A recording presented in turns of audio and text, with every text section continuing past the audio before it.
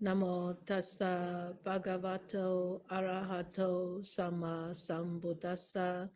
Namo tassa bhagavato arahato sama sambuddhassa. Namo tassa bhagavato arahato sama sambuddhassa. Okay, the tribulations of unreflective living. So, unreflective living. What does it mean by unreflective living? Unmindful. Unmindful. So, what does it mean? But by being unmindful.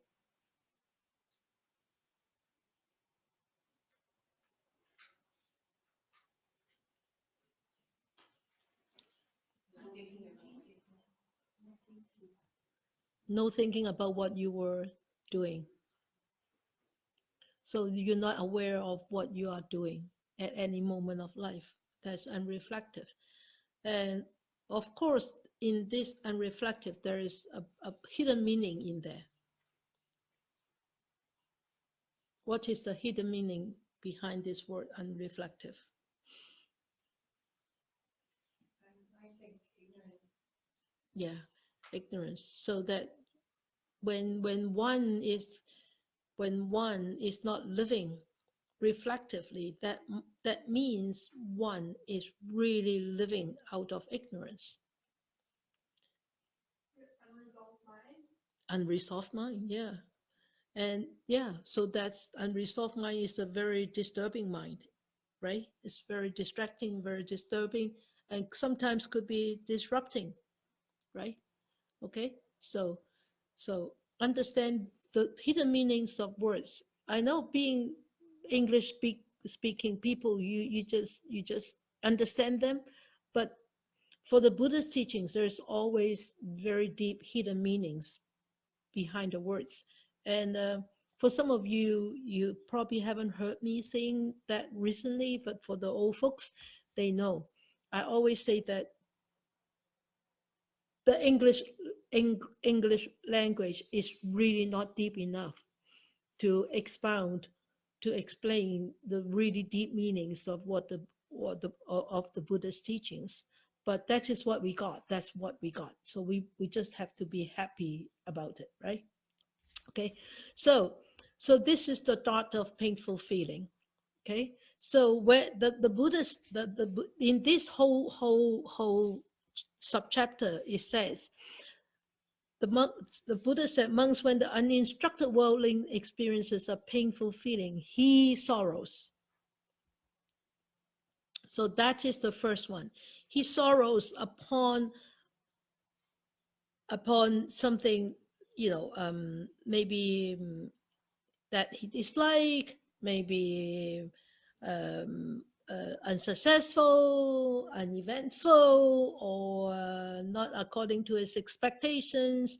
And of course, in here, the dart of painful feeling, in this chapter, it actually points especially to a few experiences that we will go through in life. Which feel? We just read. Praise and blame. Praise and blame. That is the next one, the vicissitudes. Huh? When you feel painful feelings, you try to avoid it, run away No, from it. but why would you feel painful feeling? Towards what kind of situations? Not what you want. Okay, but what about here? What does it say here?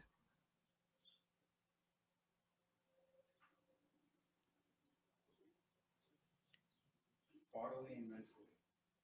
No, bodily. Bodily. Bodily, I'm the first step. the first thought. Isn't bodily pain.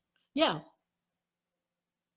in reacting to what kind of life situations? Right here. You're the young one. Robin, did you get it? No. Okay. Come on. What is that? Hey? Or is the question not clear enough? One, two. 3, the third paragraph. What was the question again? You're very smart, Paul. You're so clever.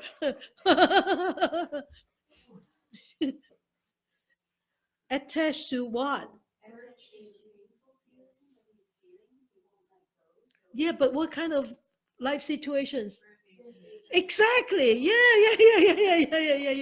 Yeah. Reprimanded. Yeah, we attach to birth, aging, and death. Do we really attach to birth, aging, and death? Do we?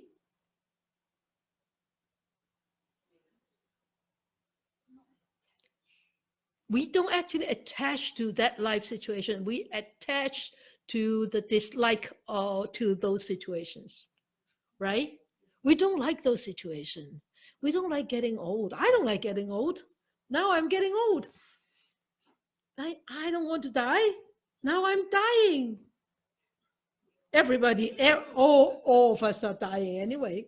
So we are attached to the dislike to that life situation. That is inevitable that we have to go through, right? Everybody has to go through. No matter how young you are, you still have to go through old age eventually. And sickness and eventually, definitely death. That is a bodily one that we cannot avoid. Yes, we cannot avoid. That is the first thought that we are, the minute we were born, we already carried that thought on us. That's a bodily one. It creates an unpleasant bodily sensation, feeling. OH is OH to this body. We're talking about body first, okay? And sickness is sickness to this body. And death is the decay of this body. Okay? So that's the bodily one that nobody can avoid. That is inevitable.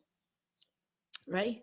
But there is a second one, which is the most important one. That is the mental one, isn't it? Right? The mental one, how come it gone down to the, okay, never mind. This mental one is, why is there a mental one? Why is there a second thought? Everyone creation. Their thought about the bodily one. That we form it ourselves, our attachment to something. Okay, you thought about it. Yes. Just thinking? Reacting. Reacting with what? Judgment. aversion. Huh? Aversion. And then?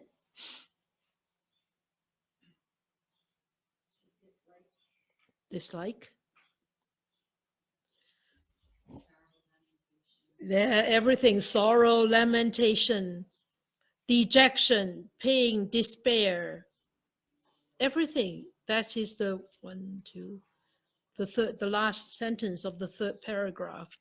So who's attached to sorrow, lamentation, pain, dejection, and despair?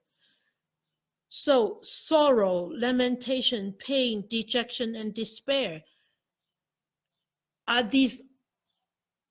can these be avoided? No?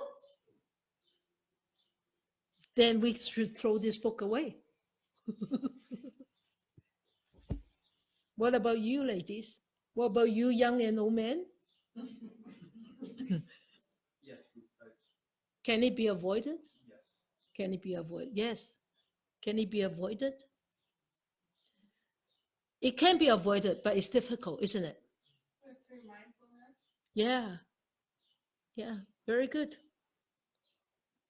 Through mindfulness and also through the cultivation of acceptance. Cultivation of acceptance and also equanimity, the balance of mind. We will talk about that in the next one. So this is actually very important. The second, the mental one, is optional. All right. So So you see, he sorrows, he grieves, he laments, he weeps, beating his breast, and becomes distraught. When we encounter difficult situation like those, sometimes we do get distraught and really getting ourselves all worked up, right? So, but remember, when you start to get distraught and all worked up, you already been hit by your own second dart. Nobody hits you. Nobody hits you. You hit yourself. Okay. So, and for the second one, if you don't hit yourself, then you don't harbor any aversion. When you don't, why would somebody harbor aversion towards the bodily thought? Because the underlying tendency. What is the underlying tendency towards aversion? Escape, ignorance, isn't it? And To fill it with sensual pleasures. yeah, what is that? One word. I want one word. Reaction. No, I'm thinking attachment. attachment. What is another word for attachment? What did you say? Clinging. Another word for clinging? Craving. Craving. That's the underlying tendency, craving. Right? So why would did you understand this last week? Not quite. Yeah, you just read it. It's actually it's better to really go through like in such detail. So the underlying tendency towards painful feeling lies behind this. What is the underlying tendency? The craving for pleasant situations, sensual pleasures. The more we crave, though, the more we feel pain. Yeah, that because you're hitting constantly hitting the second and the third. You see, the bodily dart, you only have one dart, but you could have thousands of darts, not just the second dart, the third one, the fourth one. Anytime that you start to crave, another dot, another dot, another dot. So we constantly step ourselves every day, days in and days out. Okay, so then he starts to seek delight in sensual pleasure because the underlying tendency to lust for pleasant feeling. You see, that is the real thing. The underlying tendency to lust. That means the strong craving habit in the underlying deep down in the mind. That's that's that's the cause for the so many dots following the bodily one. All right. So why don't we understand? Now we know, well, yeah, that's under now sister said underlying tendency for lust, to lust for pleasant feeling. Now tomorrow I should be free of all this lust. And anytime I'm hit by a bodily one, I won't lament, I won't sorrow. But tomorrow we will still sorrow, we will still lament. Why? Seeds. Huh? The seed. The seeds, okay. How many seeds of lust do you have? Yeah. What situation sprouts the seed? Yeah. The mind playing tricks to sprout the seed. Yeah. That's the yeah. It's the constantly changing and exactly. Does the mind really continuously and constantly be aware and be able to actually hold it in place, right? But not not necessarily tomorrow, maybe tonight when you go home, even though you have eaten your dinner, you say, oh, maybe I want a snack because tonight's topic is too heavy. I need some chocolate to sweeten myself up. That's awful. That thought actually was slipping in my mind while Ah, I'm sorry. No, no, that's pointing out exactly what I. Ah, hide the chocolates tonight. Okay. So why? Because he does not understand. He does not understand what? Because there are a bodily dots and then a mental dot, and he does not understand why. It really is the origin and the passing away of your sorrow, of your lamentation, right? And of your feelings. Origin, that means the arising, passing. What is this? This is the law of what? Huh? Law of causation and law of our existence, isn't it?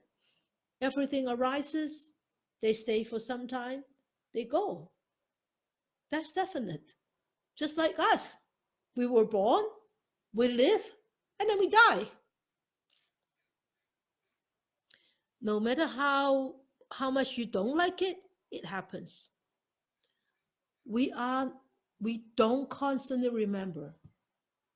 That's the problem. We don't constantly remember. And we don't constantly remind ourselves to remember. With death, though, like, is it the fear of the pain of it, or is it just the fear of passing? Or cause It depends on everybody is different. What do you scare of? um, I guess the unpleasant. The pain, yeah, yeah, yeah. Everybody is different. But Somebody, I guess with the um, death, there's a bodily one and a whole bunch of mental ones. Because then, yeah, if you think of regret, then you have, yeah, even though if you're not even close, you can get close to it by just having too many mental darts, right? yeah, yeah. Very good, very good. So don't stab yourself every day with a mental dot. All right. So, yeah. Some people are scared of the pain. Some people are scared of the separation from the beloved ones.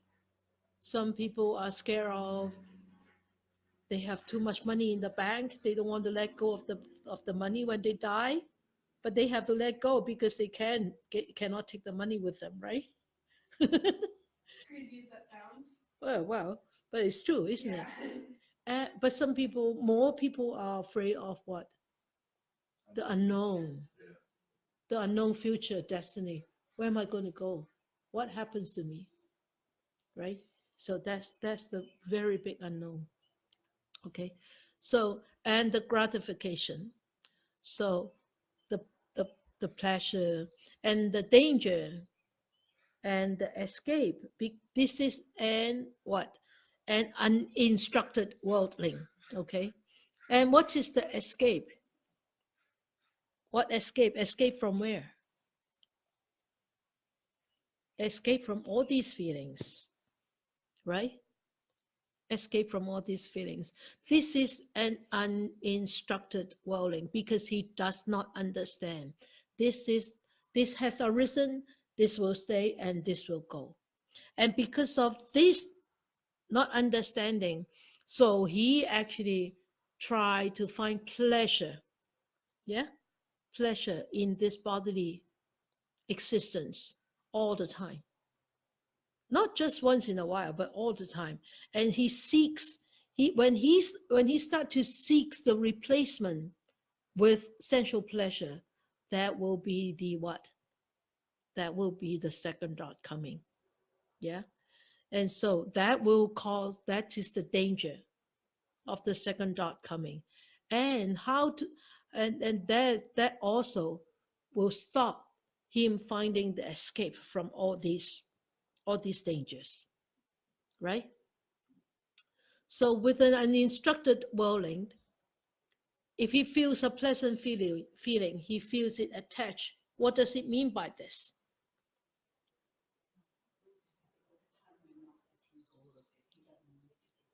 So he attached to that pleasant feeling. But if he feels a painful feeling, he feels it attached too.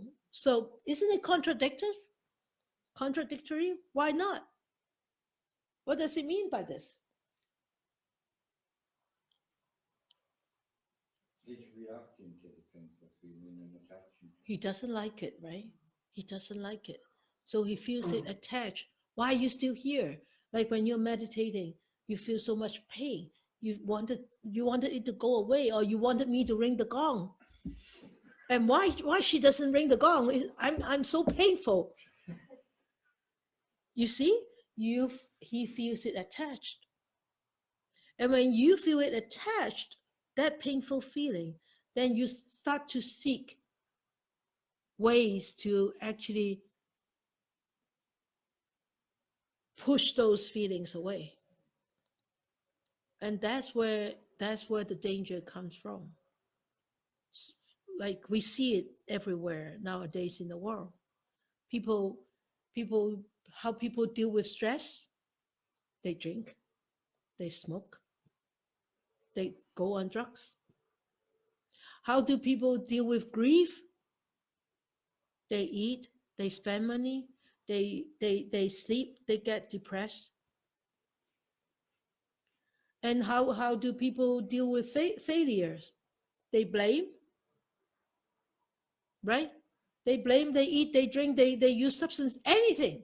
They buy, they collect things, anything. You just cannot imagine. There's so many different kind of techniques because that people deal with their own difficulties, mental difficulties. And a lot of these techniques, I could say, quote, techniques are not reflective living. They are unreflective living. Yeah, agree? Good. So if he feels a neither painful nor pleasant feeling, he feels it attached to. That's the same. Okay, this is uninstructed whirling. So uninstructed whirling who is attached to birth, he said aging and death, who is attached to sorrow, lamentation, pain, and dejection and despair, who is attached to suffering. So these are all the results of uninstructed whirling. That means somebody is not living the life reflectively. So they trap themselves in to this unreflective living. Okay, and then it whatever difficult situation that they encounter, they will definitely not able to deal with them with reflective mind, and they will definitely be stepping themselves with the second and the third and the fourth and the fifth thoughts. So you want to become an instructed one, or you want to become an instructed one? Of course, an instructed one, right? Who wants to be stepped by so many dots and carry those dots all the time? And who is going to pull the dot for you? Only you. Only you, yeah, only you. Right? Nobody can do it for you. Only you. All right. So for the instructed worldling, so we look at it now. He experiences a painful feeling. He does not sorrow. Look at the red word. He does not sorrow. He does not grieve or lament. He does not weep, beating his breast and become distraught. And you think this is unrealistic. How can we do that? Because we are sentimental beings. You can cry, you can grieve, but not like crazily grieve, crazily cry. You cry because yes, you are separated from a beloved ones, or you lost something, whatever. But you don't carry it on all the time to the, to that extent all the time. You gradually come out and say to yourself, I need to find a way to come out of this difficult time, to pull the second dot out and accept the first dot as it is. Okay? So he feels one feeling, a bodily one, not a mental one. It's difficult. I tell you, it's difficult, but it's possible. I'm sure you all agree with me. Have you ever, have you ever experienced any difficult situation? Bodily one. And and and then you step yourself with the second one. Were you able to pull the second one out? You were. Otherwise, you won't be sitting here, right? And so we are able to do it. We are able to do it. But how fast and how far we can go, that depends. All right. And with an instructed worldling, that means with an instructed disciple, that means one become aware sooner and stay being aware longer. All right. So when he experiences same painful feeling, he harbors no aversion. That's very important. When you harbor no aversion and you stop asking why me? Why not her? Why not him? Why me? A lot of times when we experience this kind of situation, we always ask why. Why does it happen to me?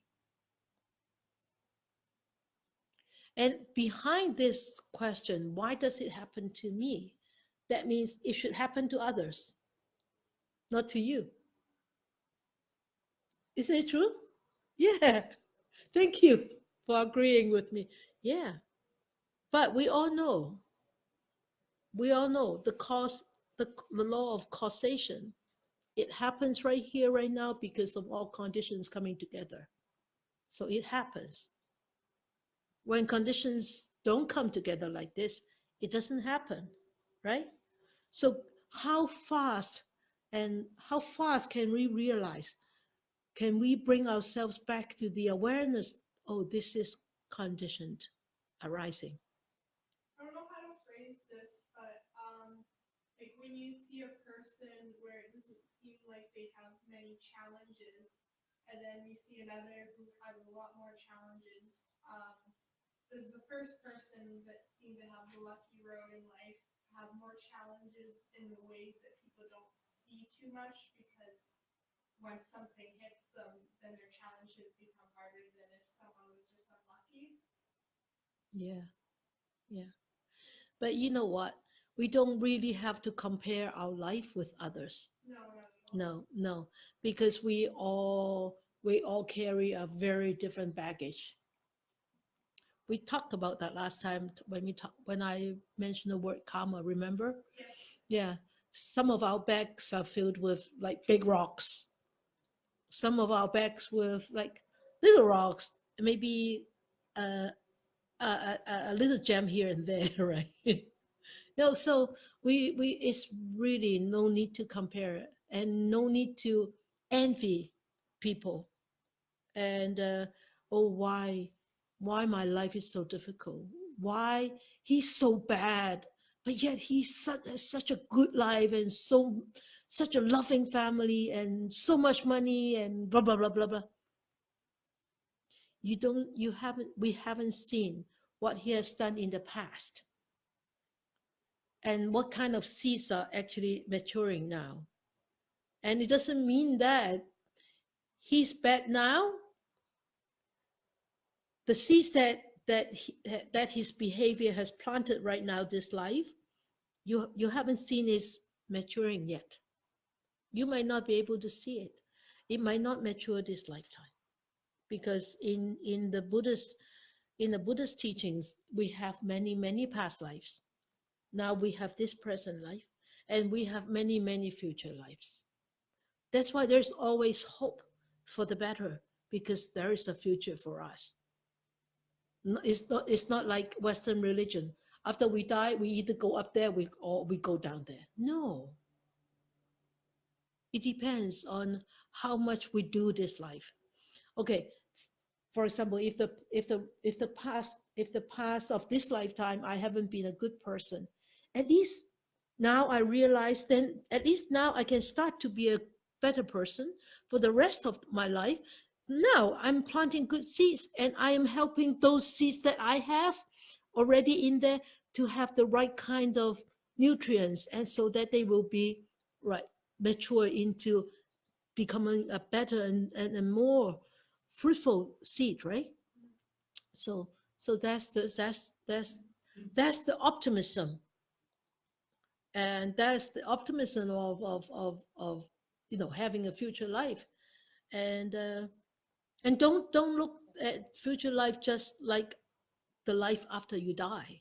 No, tomorrow is the future day of this life, isn't it?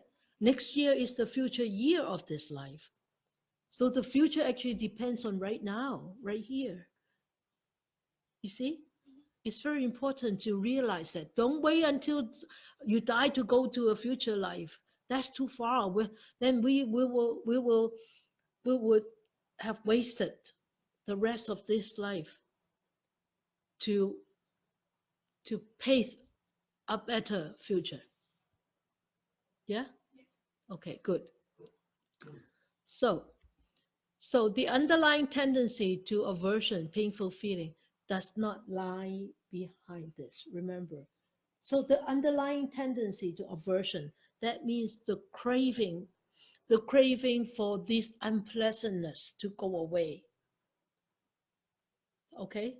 So does not lie behind this. There is no behind reason. There is no like behind the scene reason.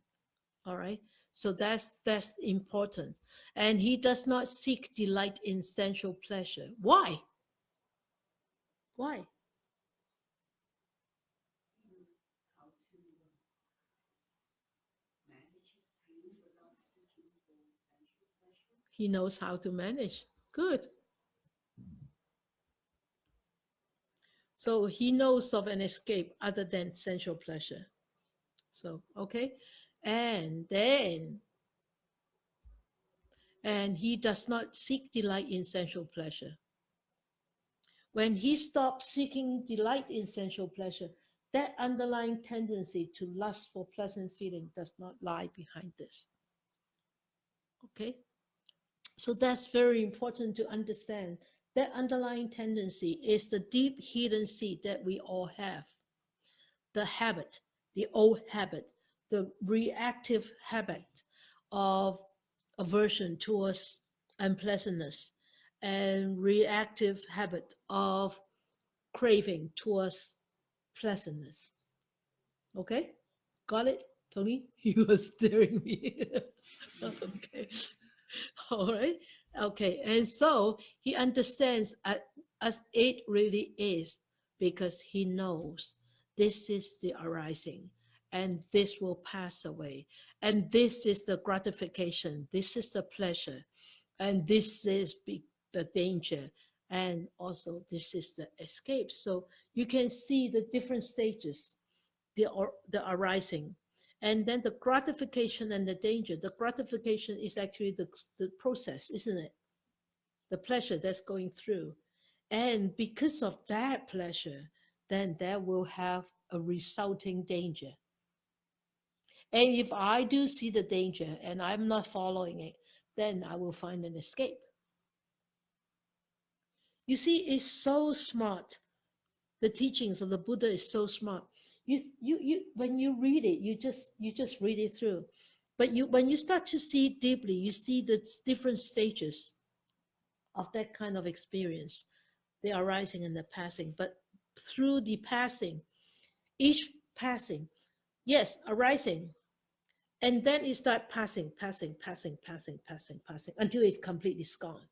But throughout this passing, there's so much for us to experience. That's the process. That's why some people are afraid of dying. They are not afraid of death, because death is just within 1 second. You breathe out, you cannot breathe in anymore. That's it.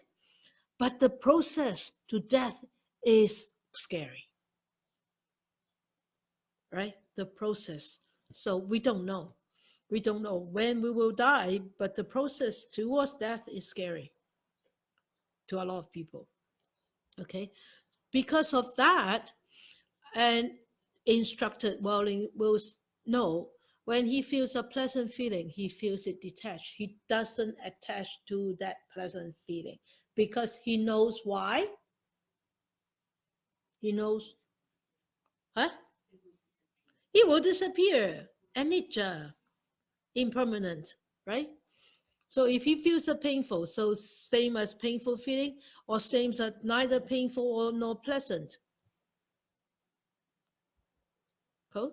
So a noble disciple who is detached from birth, aging, and death will not will not become sorrow, will not lament, will not be painful, will not feel dejected, and will not live in despair because he's not attached to neither painful or pleasant feeling. So, when we start to feel sorrow, when we start to feel lament, pain, dejection, and despair, these are all stem out from aversion. Remember, aversion. In aversion, that means you don't like it, right? You don't like it. Sometimes people become so much averse that they become angry. When you are angry, when you are angry, who is the one being hurt? You really? Dana? Both. Who is both? The people around and yourself. Yeah. When you cannot deal with that anger will just explode. The first person who is hurt will be you yourself. You yourself. But when the fire becomes so strong, it just burns everything. It burns people around you, the cats, the dogs, everything, even the house. Yeah. So that fire, you need to contain that fire. You need to put that fire out. Okay. And by how? By putting, actually, by detaching yourself from all these lust for sensual pleasure, all this lust for pleasant feelings. Yeah. And that is the difference between a uninstructed disciple and an instructed disciple. By not throwing another log in. Yeah, by not throwing another log into a burning fire or a fire which is already almost going off, turning into coal. And then you throw in kerosene, you throw in gas, boom, explodes, burns. You burn yourself, you burn others. I've seen that so often. I mean, I was like that myself. Way back in the old days, sometimes I do still lose my temper once in a while right now, but not that often. But before, I always get so angry, constantly angry. This is no good, that is not right, and this is bad, and you should be doing this. Always pointing fingers at others. But I did not see when I point fingers at others, actually, there are 4 fingers pointing at me, at myself. We are so unwise, right? So, let us be wiser. Let's be wiser and look at this. I mean, even though for the rest of our life, if we can just use this chapter as our motto, motto, motto to live our life, this is sufficient enough. Is anger worse off emotion than sadness, or they're both fairly unreasonable? There is nothing like worse or better. Yeah. Any emotion could be very detrimental. All right, because like anger is the same, sadness is the same. When you're sad, you hurt yourself. When your sadness is not contained, cannot be dealt with, you don't know how to deal with it, you spread the sadness around. Instead of the anger, is it just the mindful results of knowing that you're angry and detaching? Yeah. Because like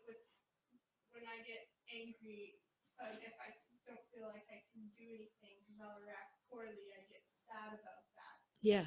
Well, then you step yourself with the second dot. The Oh. sadness is the second dot. But when you get angry, you just say, okay, let me take a few deep breaths. Or let me just go and lie down and go back to my breath. And just allow that anger to pass away.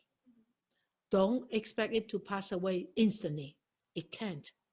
It needs to come with your practice, okay? When you get stronger, your practice get stronger. That you become aware of that emotion faster. And then you can stay focused to deal with that emotion longer. Okay? Liz, you have some question? Does this mean you should detach from all pleasant feelings? No, it doesn't. You should not attach You should not attach. to pleasant feeling. You don't need to, you don't, detaching and attaching is very different. Okay, so Detaching, you become too cold, right?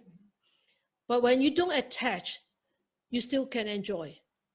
You experience, but you're not waiting for it to end, and then all of a sudden it's gone, and you're like, oh my gosh, it's gone. Yeah, it's gone. like Dairy Queen. Dilly bars. Dilly bars, yeah. We haven't talked about dilly bars for a long time. We should talk about dilly bars. My favorite ice cream is dilly bars. I'm not advertising for Dairy Queen. But when I don't get a dilly bar, I don't start sitting and crying for a dilly bar. Give me a dilly bar. I don't want this ice cream. This is no good. Enjoy whatever there is for you. And when there is a dilly bar, oh, dilly bar. When there's no dilly bar, oh, no dilly bar. It's okay. It doesn't mean that we become numb.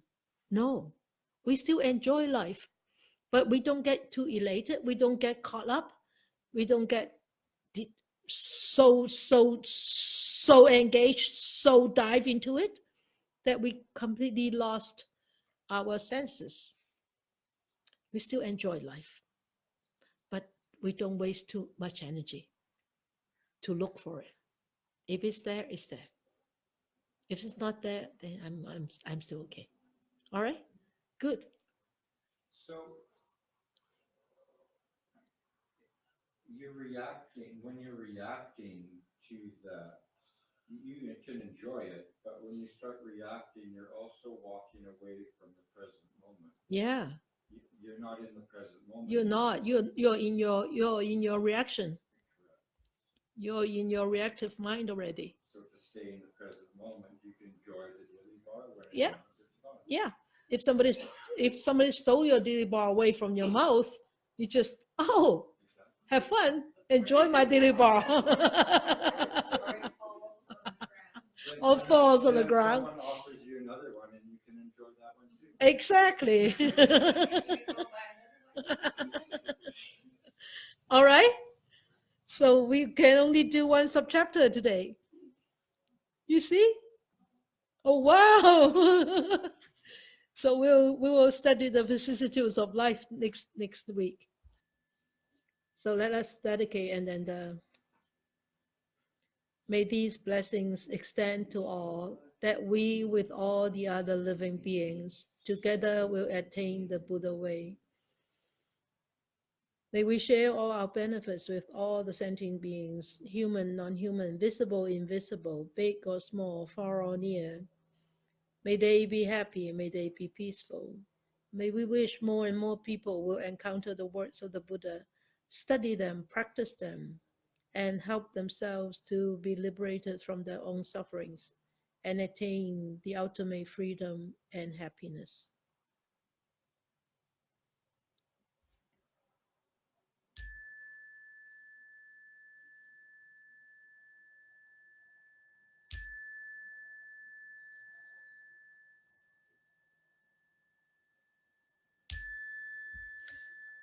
Okay. Good night. Good night.